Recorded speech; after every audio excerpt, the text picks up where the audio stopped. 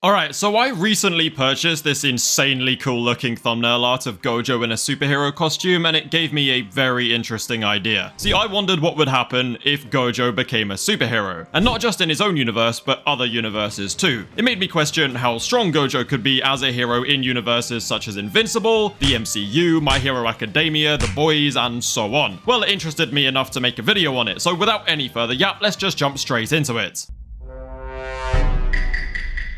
Okay, first things first, what if Gojo became a superhero in his own universe? Now, I know you're probably all sitting there angrily typing into the comment section that there are only Jujutsu sorcerers in JJK and not superheroes. But like, what if there were, you know? Realistically, crime still exists and people still suck, so why couldn't there be superheroes? Like, why couldn't Gojo put on a cape and some tights and then become the Earth's sole and strongest protector like Omni-Man or Homelander? I mean, if we take Sukuna out of the equation for just a moment, there is literally no one on planet Earth who could possibly oppose Gojo. Like, not even the other three special grade sorcerers could do it. I genuinely have been questioning why Jujutsu sorcerers focus specifically on curses when they could use their abilities for all sorts of problems and help people in all sorts of ways. And you could be doing the exact same thing by liking the video and subscribing to the channel, because I can't lie guys, a dude's gotta eat, you know, so help me out a little bit please.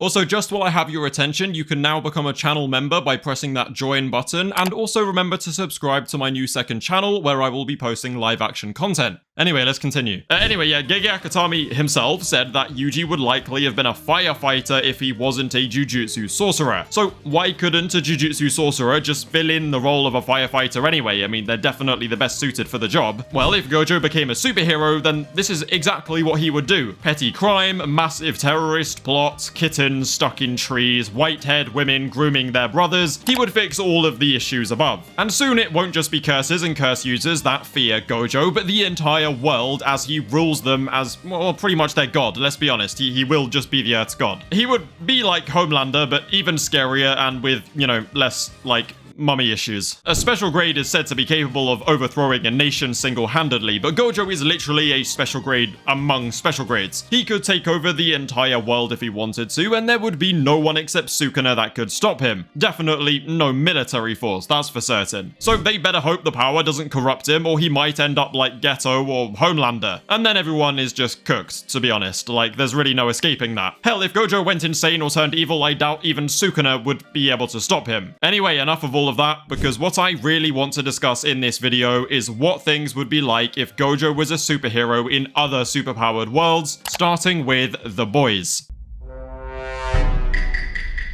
Alright, now the good thing about putting Gojo in The Boys is that I don't need to make any excuses for him, because he already naturally scales far above pretty much everybody, and yes, that includes Homelander. Homelander is simply nowhere near as fast as Gojo, nowhere near as durable as Gojo, or as strong as Gojo. And that's without Gojo's hacks, which is sort of his whole thing, you know? Now, if Gojo was a superhero in The Boys, then you might think Homelander is immediately out of a job, but that probably would not be the case. I reckon Gojo's mindset would be much the same, and he would be pretty reluctant to work under private organizations run by rich and stuck-up knobheads. He would likely work alone and not even bother trying to go for Homelander's position at the top of the 7. I mean, hell, he wouldn't even be in the 7. And since he is so much stronger than literally everybody in this whole world, all that would make a difference is how Gojo is perceived, because after all, that's what The Boys is all about, how society perceives the heroes and Homelander. I mean, have you seen how the real world treats Satoru Gojo, who is literally just a fictional character, by the way? Yeah, now imagine that fictional character actually exists. It wouldn't matter if he was part of a private organization or not. Him existing as a hero that saves people's lives will inevitably lead to him gaining massive popularity. So by simply existing in the world, Homelander will still lose almost all of his support and attention because everyone will just love Gojo more. It's like Gege said, you know, Gojo is just a natural talent at literally everything he puts his mind to. He can do absolutely anything, so if he decided to become Earth's best hero, then he would be capable of just that, without needing to be backed by a private organization at all. Homelander would eventually get sick of Gojo getting so much attention, he would confront him in secret, all while still thinking he is stronger than Gojo, and then get absolutely embarrassed. Like, this shit is not even close, bruv. What's even worse about this is that Gojo probably won't even hurt Homelander, to be honest. He will just sit there as Homelander fails to touch him until he eventually has to go home and accept reality. It's actually a very satisfying story, to be honest, and an interaction I kind of wish I actually got to see. Unfortunately for Gojo, though, he's gonna struggle a hell of a lot more keeping up with the strongest heroes of this next universe, which is going to be the MCU, aka Marvel.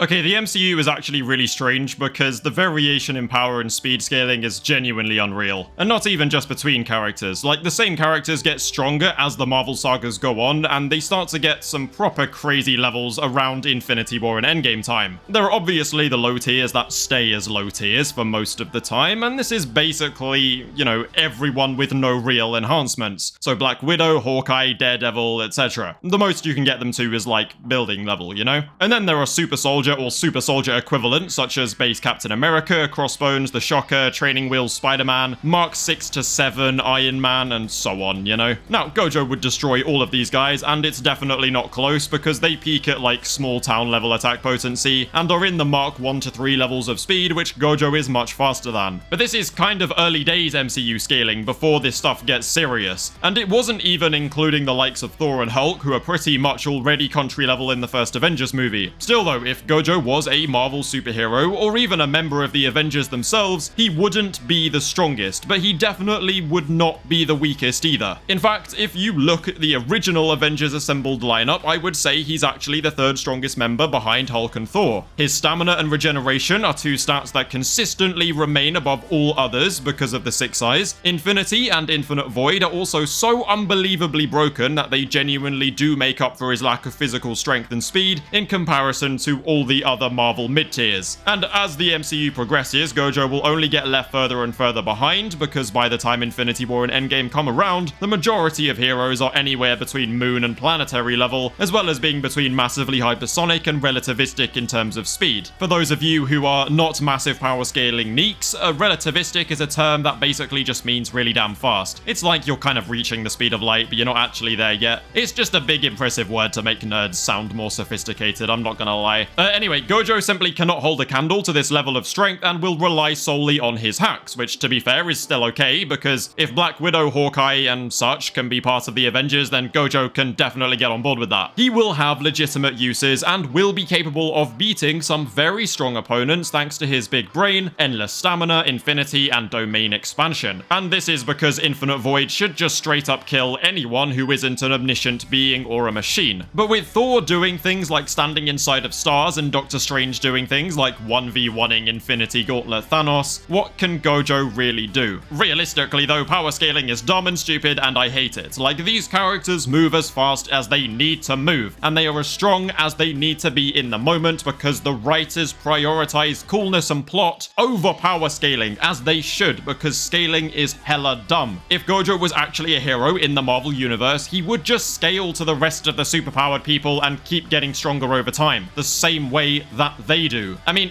it just doesn't make any sense. Anyway, yeah, if Gojo scaled relative to his fellow Avengers and had a similar rate of growth, then he would be on Thor and Captain Marvel's level in no time at all. Maybe even stronger, to be honest. But if we keep Gojo's JJK scaling, then he's just like very average, maybe just above average in terms of being a superhero in the MCU. He would just be a mid-tier. Like, he's just there. He's not terrible. He has his uses. He'd be okay, you know?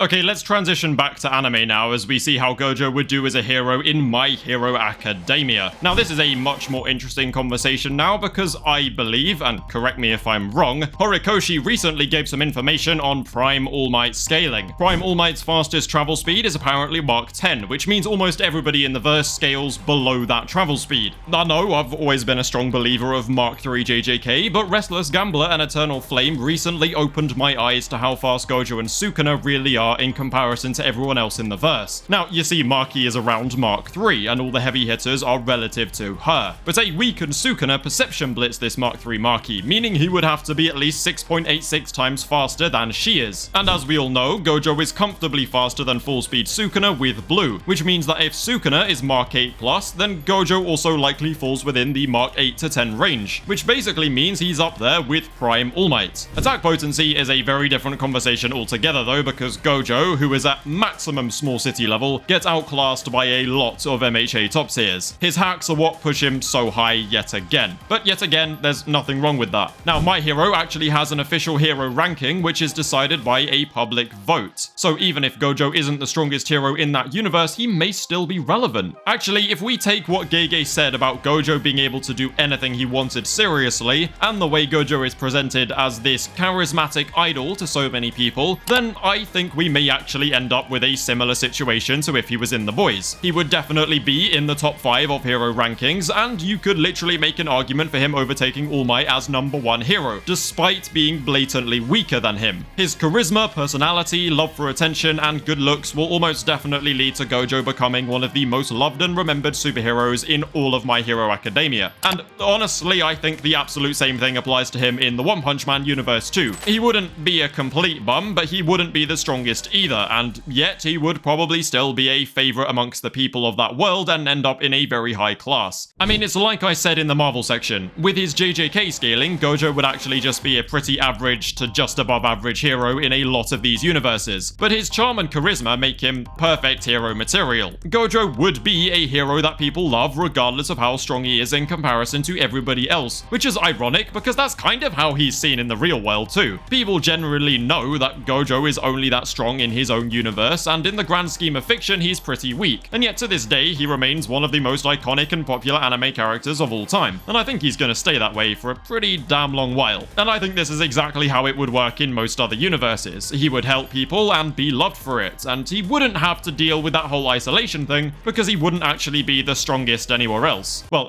except for in The Boys, but like, come on, it's not my fault Homelander is an absolute bum.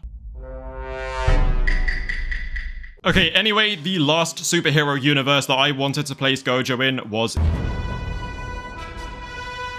And I saved it for last because I've kind of talked about it recently in my Gojo vs Invincible video, which I recommend you go watch if you're interested in the scaling of it all. Also, bear in mind I'm gonna talk about the show and only the show because I haven't read the comic series yet. People were complaining about why I didn't use the comic. Bruv, I would be chatting out of my bumhole, bruv. It would be all lies and misinformation, bruv, because I haven't read it yet, bruv.